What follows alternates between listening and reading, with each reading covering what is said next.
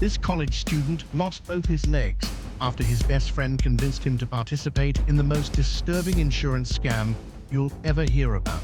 Liao was just 23 years old, a college student who found himself completely broke. Like many young people, he tried his hand at crypto trading, hoping to strike it rich in the digital gold rush. But instead of finding financial freedom, he watched his investments crumble, leaving him more desperate than before. With mounting pressure and no money, Liao didn't turn to legitimate work or student loans.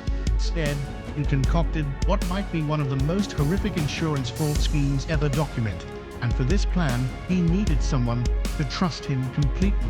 That person was Zhang, Liao's friend since high school, who now attended the same university. Their years of friendship were about to be put to the ultimate test when Liao approached Zhang with an urgent plea for help. He spun a completely fabricated story about dangerous gang members threatening his life, claiming he needed money fast or he'd face serious consequences. What Liao proposed next was beyond understood. He wanted Zhang to take out multiple insurance policies on himself, deliberately cause himself to get frostbite, then file claims to collect the insurance money.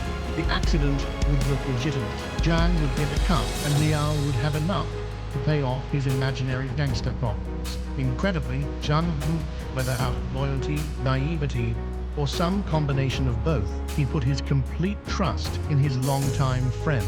Over the following days, Zhang signed up for not 1 or 2, but 8 different insurance policies with a combined potential payout of $1.3 million.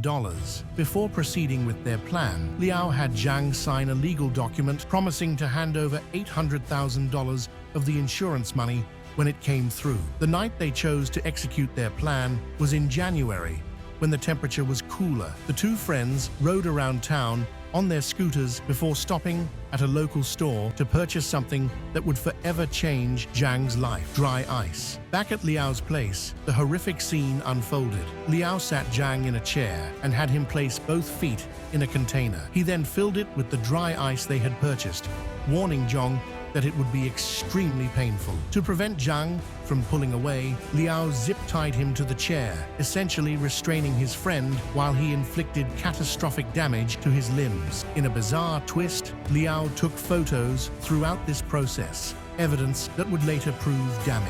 What happened next is difficult to comprehend. Zhang remained in this position, with dry ice destroying the tissue in his feet and legs for 10 excruciating hours. By the time Liao finally released him, Zhang could no longer feel his legs and urgently needed medical attention.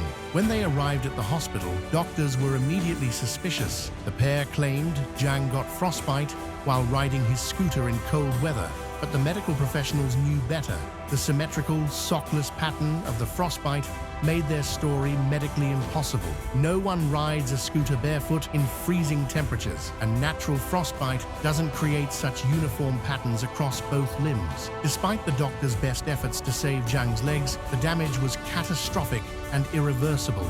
Eventually, both legs required amputation below the knee, a permanent, life-altering consequence of this ill-conceived scheme. Meanwhile, the insurance companies received claims for Zhang's injuries. While one company sent a modest check for $7,200, the others recognized the suspicious timing. Policies purchased days before a severe injury and contacted authorities instead of paying. Police investigators quickly uncovered glaring holes in their story. The lowest recorded temperature on the night Zhang supposedly got frostbite while riding was only 42 degrees Fahrenheit, nowhere near cold enough to naturally cause such severe frostbite. With mounting suspicions, police obtained a warrant to search Liao's home. The evidence they discovered was overwhelming.